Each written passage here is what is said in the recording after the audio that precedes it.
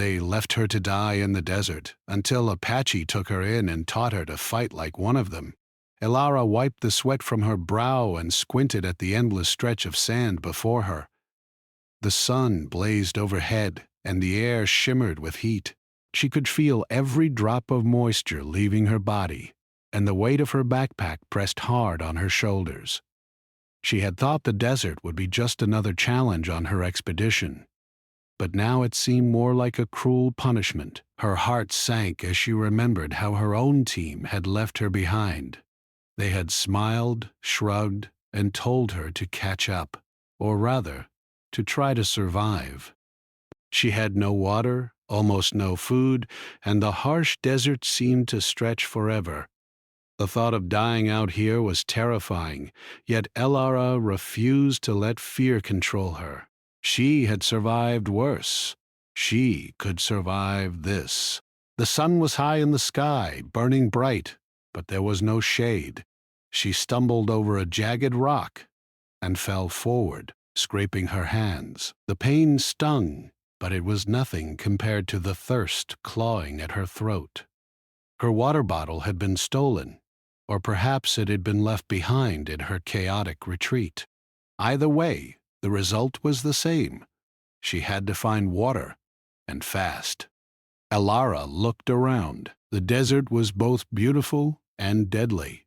Golden dunes rose and fell like waves, and in the distance she could see rocky cliffs casting long shadows. She remembered her training: keep moving during the cooler hours, conserve energy during the heat, and always watch for signs of water or life. Her instincts kicked in. She found a small crevice between two rocks and decided to rest for a moment, using the shadow as temporary shelter. Her stomach growled, and she pulled out the small pack of rations she had left. There was barely enough for one more day.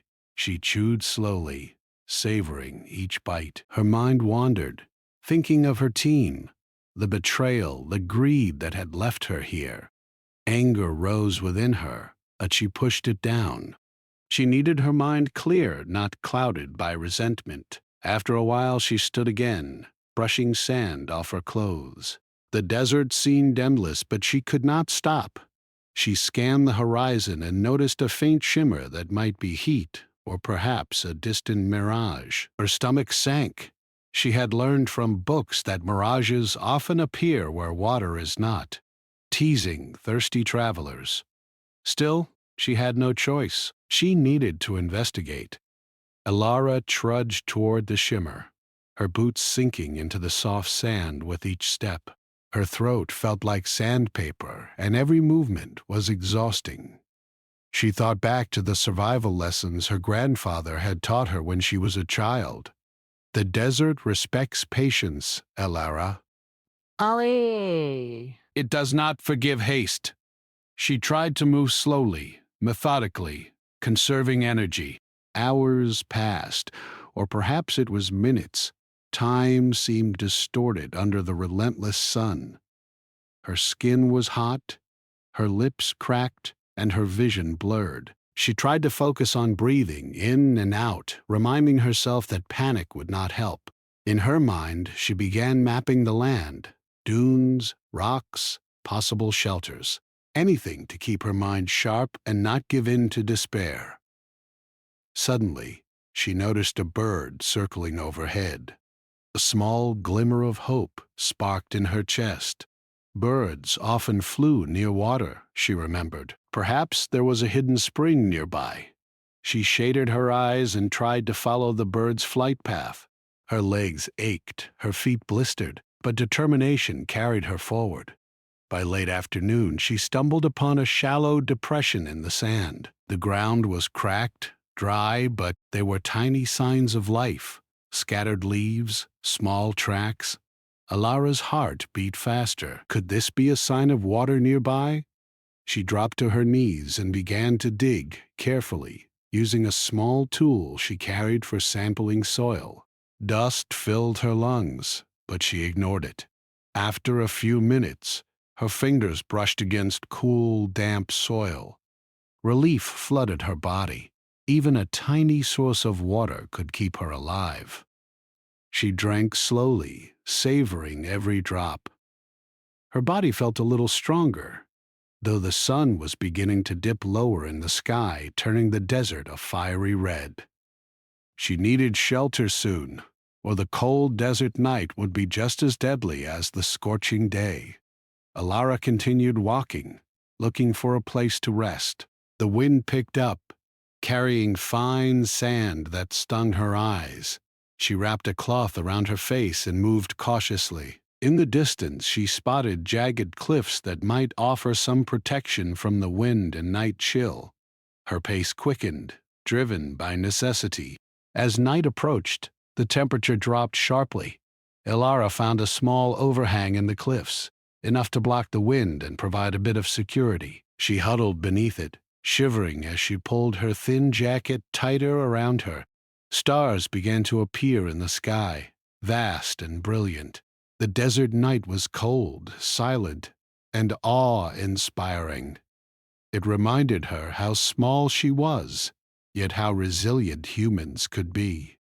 She thought about her team again, the betrayal that had left her in this desert. But instead of anger, she felt a quiet resolve. She had survived so far without help. Perhaps she could survive until someone found her, or until she found a way out. Her mind began to plan, always planning. She reviewed what she had: minimal food, a small amount of water, a few tools, and her own resourcefulness. Sleep came slowly. Every sound, the shifting sand, the distant howl of a coyote, the rustling wind, kept her alert. She dreamed of water, cool streams, and friendly faces, but also of betrayal and the endless sun. When she awoke, the pale light of dawn filtered over the desert. She felt tired but alive. Each day survived was a small victory, each step forward a triumph of human spirit. By midday, she had to make a critical decision: continue moving toward the rocky cliffs that might hide food and water, or stay put and hope someone came. She chose to move, trusting her instincts. Every step was careful, measured, and deliberate. Her muscles ached, but her mind was sharper than ever. She began noticing patterns in the sand, tracks of small animals, signs of vegetation, and tiny shifts in the wind. Alara's intuition told her she was not completely alone. There was life here, hidden and subtle. She remembered her grandfather's words: "The desert speaks, Alara. Listen carefully." She began to notice footprints, small, precise, deliberate. Someone had passed this way recently. Her heart quickened. Friend or foe? She could not tell, but her curiosity, her need for human connection, made her approach cautiously. Hours passed as she followed the tracks, careful to avoid making noise. The sun reached its peak, and she rested in the shadow of a small rock formation. She observed the landscape, noticing patterns in the sand dunes, the occasional cactus, the direction of the wind. She used her skills to make sense of the harsh environment. The desert seemed less hostile when understood. Each discovery, each small sign of life, gave her courage.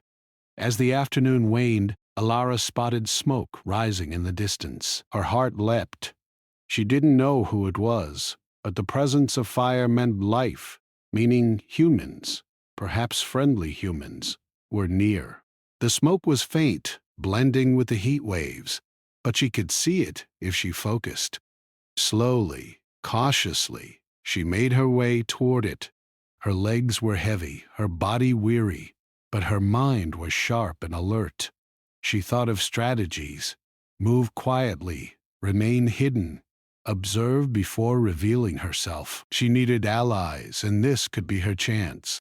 She moved slowly, crouched behind rocks and shrubs, approaching the source of the smoke. Finally, she reached the edge of a small clearing and saw figures moving around a fire. They were humans, but not like her team. Their clothing and movements were different, efficient, purposeful. They noticed her immediately, eyes sharp, hands poised. Alara raised her hands in a gesture of peace, showing she meant no harm. The tallest among them stepped forward, studying her closely. "Who are you?" he asked, his voice calm but commanding. "My name is Alara," she replied, her voice dry but steady. I was left behind. I'm alone in the desert. I mean no harm. The figure studied her, then nodded slightly, signaling to the others. They approached slowly, circling her like careful observers. Their eyes were sharp, intelligent, and kind, but wary. Alara realized these were not ordinary people. They knew the desert.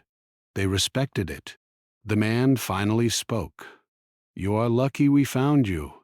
The desert does not forgive mistakes. Come with us." For the first time in what felt like an eternity, Alara felt hope. She followed them cautiously, watching every movement, learning from their silence, their awareness, their connection to the land. She felt a mixture of relief and awe. These people survived here, thrived even, in a way she had never imagined possible. As they led her toward what would be her first safe haven in days, Alara felt a surge of determination. She had survived the sun, the sand, the thirst, and the betrayal, and now perhaps she would learn something far greater: how humans could adapt, endure, and even flourish in the harshest environments. The desert was unforgiving, but Alara had not just survived. It had begun to teach her, slowly, its secrets, and she was ready to learn. Alara followed the group cautiously, her legs stiff and sore from days of walking through the desert. The sun was lower now, casting long shadows over the sand, and the temperature was beginning to drop.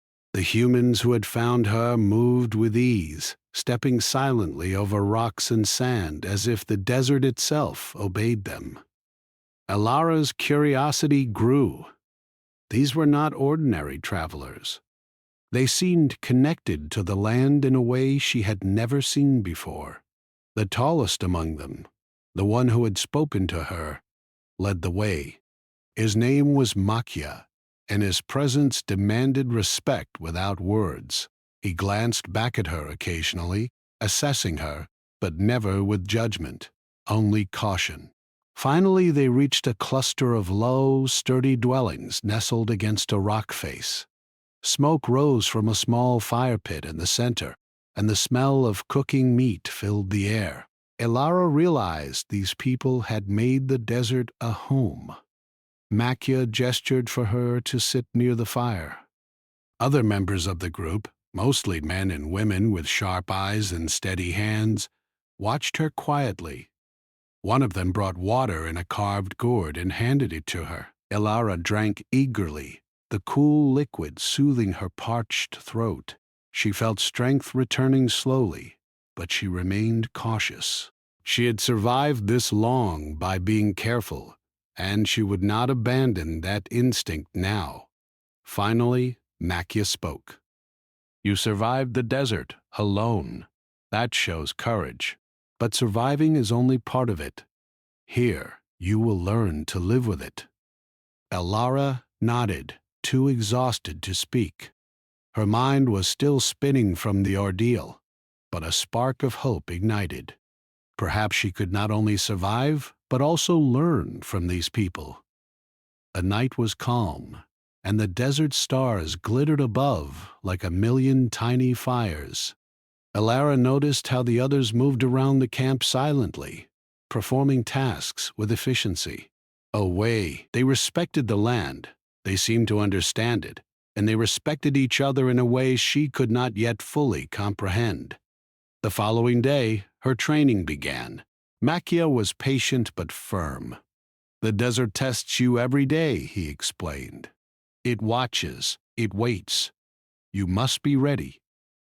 Her first lesson was observation. He pointed to small tracks in the sand. "What do you see?" he asked. Alara studied them closely. Tiny footprints, slightly deeper on one side, a broken branch nearby. Animals, maybe a fox or a rabbit, she guessed. Makia nodded. And humans? Ilara hesitated, then shook her head. No, no humans. Look again, Makia said, gently. She focused and saw the faint impression of sandals alongside the tracks. Someone had passed through recently. Her pulse quickened.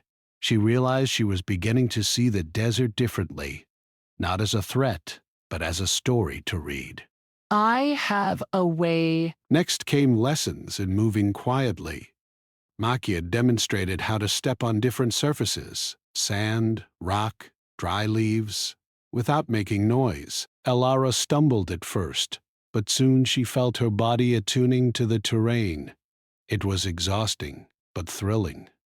She realized her mind was learning to adapt even faster than her body. Days passed, and her skills grew. She learned how to identify edible plants, how to find water, and how to make simple tools from stones and wood. Each lesson was practical, not theoretical, and it made her feel powerful. She was no longer a helpless visitor in the desert. She was becoming part of it. Makia also taught her the importance of patience. One afternoon, he took her to a high rock ledge and had her observe a distant valley. "See the rabbits," he said. "They do not rush. They wait. The desert is the same. Patience wins." Ilara watched, noting the way animals moved, the shadows of the hills, the shifting wind patterns. She began to understand why her team had failed. They had rushed, ignored the signs, and underestimated the desert. But she would not repeat their mistakes. One evening, while gathering firewood, she met a young woman named Taya. Taya was skilled at weaving and crafting, and she shared small stories of the tribe, explaining how they survived in harmony with the desert. Ilara listened intently, fascinated by their culture and wisdom. She realized survival was not just about food and water. It was about respect, observation, and balance. Ilara's days became a rhythm. Waking at dawn, training with Makia, observing the land, and practicing new skills. At first, exhaustion and doubt crept in, but slowly they faded as her confidence grew. She felt a pride she had never known. The desert no longer seemed a threat, but a teacher, and these people were guides. One afternoon, Makia challenged her. "Track me," he said. He walked away, slowly, leaving faint tracks in the sand. Ilara followed, using everything she had learned. She noted the pressure of each step, the angle of the footfalls, the subtle movements of surrounding plants.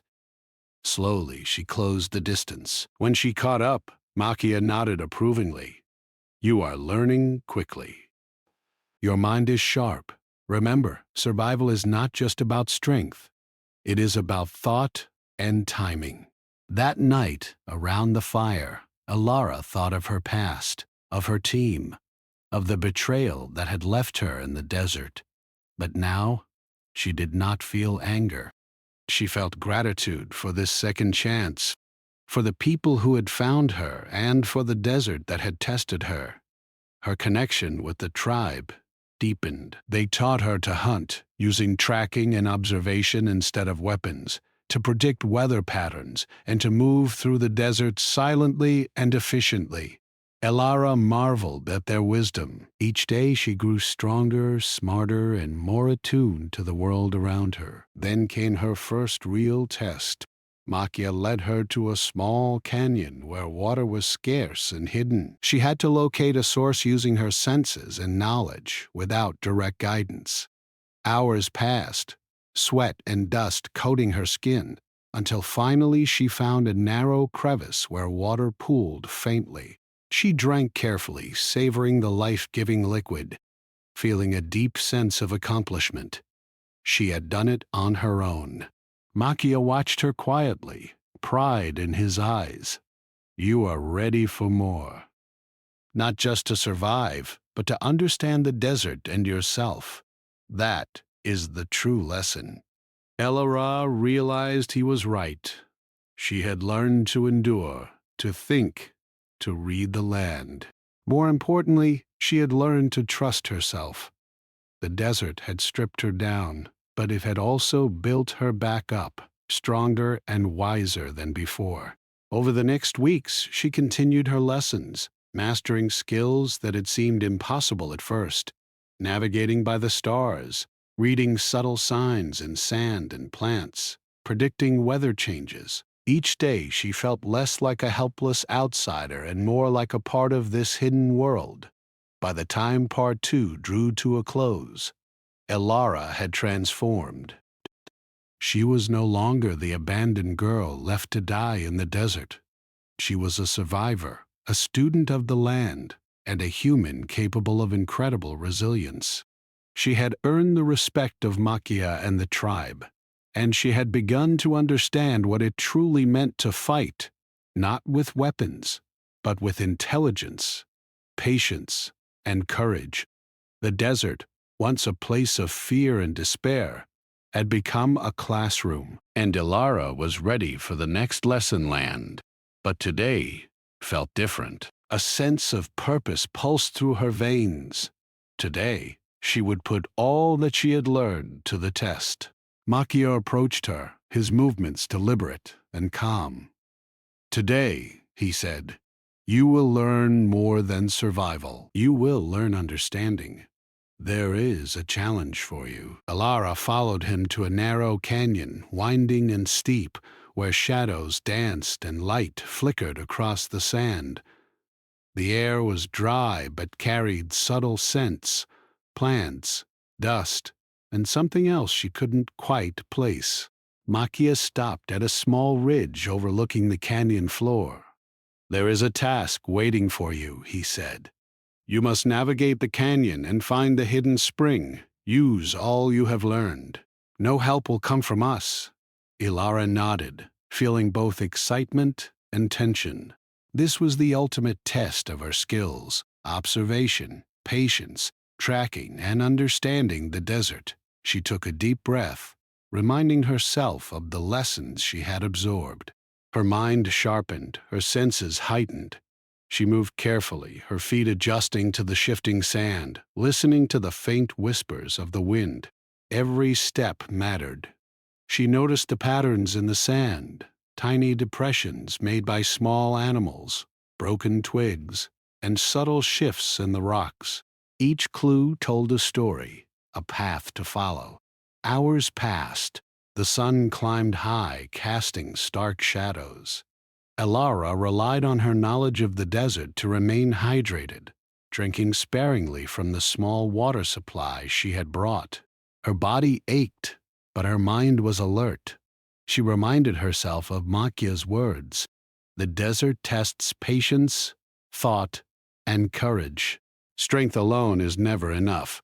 Midway through the canyon, she encountered a group of desert rabbits. They paused, observing her as if testing her. Elara froze, remembering her lessons in patience. Slowly, she moved around them without startling them, careful to leave no trace. It was a small victory, but it reinforced her growing confidence. Later, she came across a tricky part of the canyon, a steep slope with loose rocks. One wrong step could send her sliding down. She crouched low, examining the terrain, choosing her path carefully.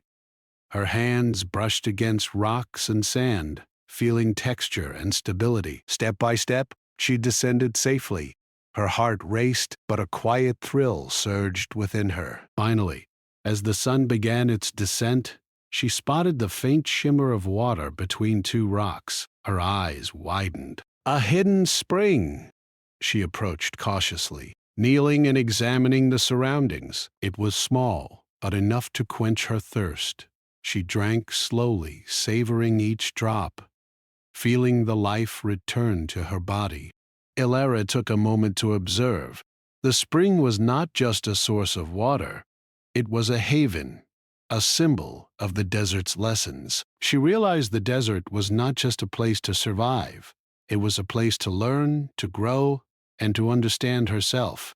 As she prepared to return to the tribe, she noticed something unusual: footprints leading away from the spring.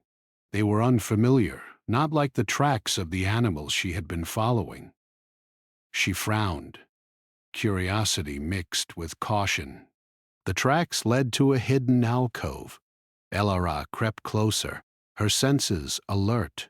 She discovered a small, makeshift camp, abandoned but recently used. Someone had been here, surviving in the desert. But where had they gone? Her mind raced. The discovery was both alarming and fascinating. She realized the desert held more mysteries than she had imagined. But she also understood her own abilities better. She had the skill to navigate, survive, and uncover hidden truths. Her confidence soared. When she returned to the tribe, Makia and the others awaited. They watched her silently, their eyes curious. Elara recounted the journey, describing each observation, each choice, each step. Makia listened intently, nodding. You have grown, he said, not just in skill, but in understanding. The desert respects those who listen, who observe, who think. You are no longer just surviving. You are learning.